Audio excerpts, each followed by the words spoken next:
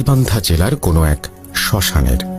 ঘটনা যখন ঘটে তখন তিনি 20 বছরের যুবক।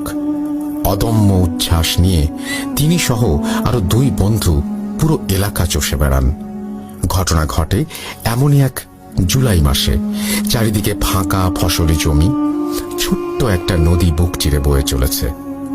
সেই নদীর ছোট একটা নালার পাশেই বিশাল এক বটগাছ, যার নিচে দিনেও অন্ধকারাচ্ছন্ন। নালার ওপরে ছোট একটা ব্রিজ, তার পাশেই সেই বটগাছ, আর গাছের পাশেই শ্মশান। গাছের নিচে হিন্দু ধর্মের কিছু মূর্তি রাখা, সেগুলো বাঁশের বেড়া দেওয়া।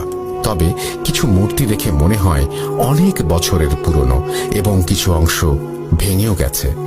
আর গাছের চারপাশের মাটিতে সিঁদুর ছিটানো। তার ভাষ্যমতে তার জন্মের পর থেকে এই গাছ এমনই দেখে আসে।